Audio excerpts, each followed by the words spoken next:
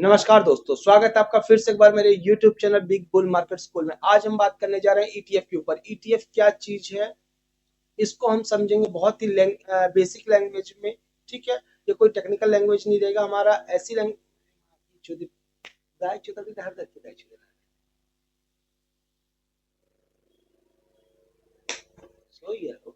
सुना। नमस्कार दोस्तों, स्वागत है आपका फिर से एक बार मेरे YouTube channel big bull market school में। आज हम बात करने जा रहे हैं ETF। ETF क्या होता है, हम आज इसको समझेंगे बहुत इजी लैंग्वेज में। तो चलिए स्टार्ट करते हैं। What is the ETF? ETF को अगर हम सीधी लैंग्वेज में समझे, सबसे पहले इसका होता है एक्सचेंज ट्रेड फंड। ठीक है ना, एक्सचेंज ट्रेड फंड को हम कहते हैं ETF। ठीक है ना, ETF होता क्या? ETF को हम अगर समझे तो ये एक तरीके का बास्केट होता है। ठीक है ना, जहां पे इन्वेस्टमेंट होता है। ठीक है ना, अब ये होता कैसे, एक तरीके से ये म्यूचुअल फंड की तरह होता है। ठीक है ना, म्यूचुअल फंड की तरह कैसे होता? Bunch of stocks. Bunch of stocks मतलब मल्टीपल स्टॉक्स एक बास्केट के अंदर रहते हैं।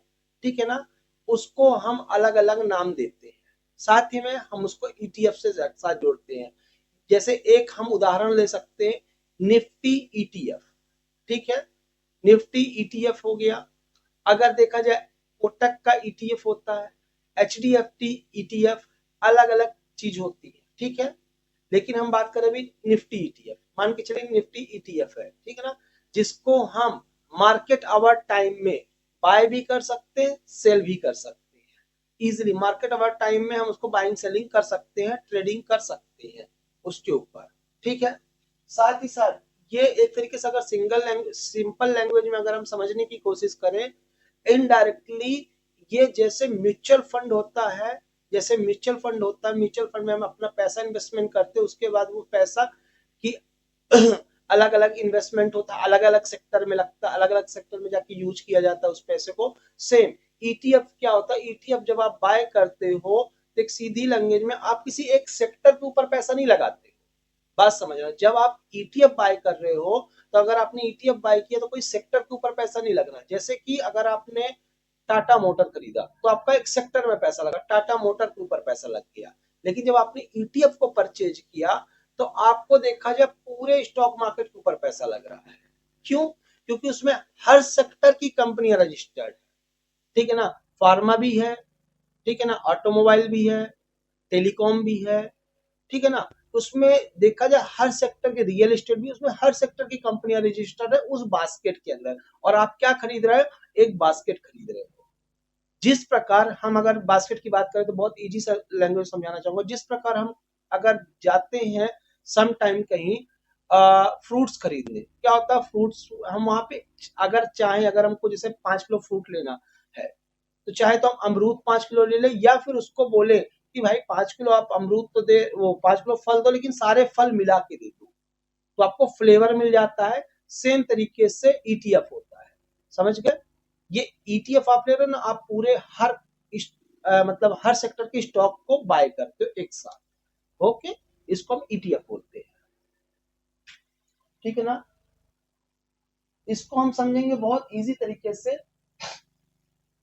ठीक है, जैसे अभी मैंने आपको बताया, इसको हम इजिली वे में, इजी वे में मार्केट ओवर टाइम हम इसको बाइंग कर सकते हैं।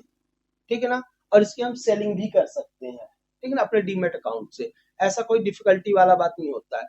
बट इसमें हमको एक फैसिलिटी ये मिलती है कि इजी टू वर्किंग होता है। जैसे जैसे अगर हम म्यूचुअल फंड में इन्वेस्टमेंट करें, म्यूचुअल फंड में हम पैसा अपना डाल रहे हैं बाई चांस, ठीक है ना, तो उसमें हम ट्रेडिंग नहीं कर सकते हैं। म्यूचुअल फंड में हम ट्रेडिंग नहीं कर सकते, एक बार डाल दिए तो साल, 1 साल के लिए चला गया, या 2 साल के लिए, 5 साल के लिए चला गया। लेकिन हम इसमें ट्रेडिंग कर सकते हैं, बाई सेल इंट्राडे पे हम कर सकते हैं ETF के ऊपर। ओके, ETF का फायदा क्या है? ठीक है ना, फायदा, इसमें रिस्क कम होता है। रिस्क क्यों कम होता है?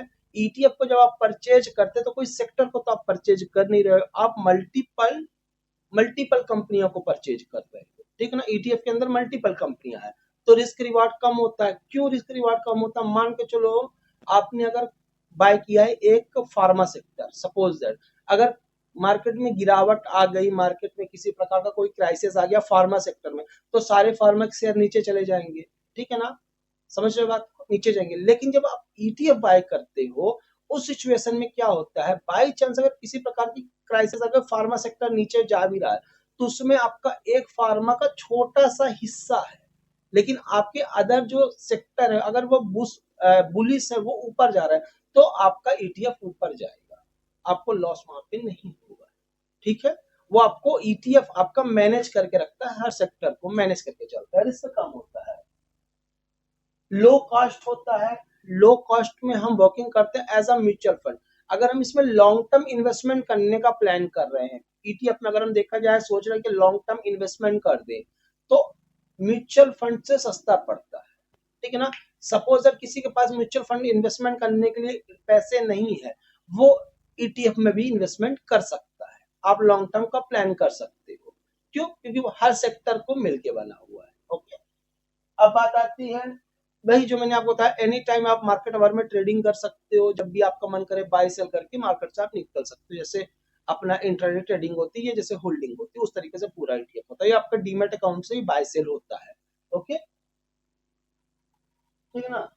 ये जो हमारे बिगिनर भाई हैं, जो बिगिनर भाई स्टार्ट कर रहे हैं, उनके लिए ये थोड़ा सेफ भी होता है, क्योंकि इसमें वॉलेटिलिटी कम होती है, स्टेबिलिटी ज्यादा होती है, इसलिए हमारे जो भाई है इसमें वर्किंग करके मार्केट से लर्निंग अच्छे से कर सकते हैं, और एक पैसा भी कमा सकते हैं, ठीक है ना, छोटा अमाउंट को लर्निंग के साथ अर्निंग भी कर सकते हैं। ओके, इसमें ईटीएफ में बेनिफिट, ठीक। अगर आपने अभी तक मेरा वीडियो देखा हो, तो आप, आई होप आपको मेरा कंटेंट समझ में आया होगा।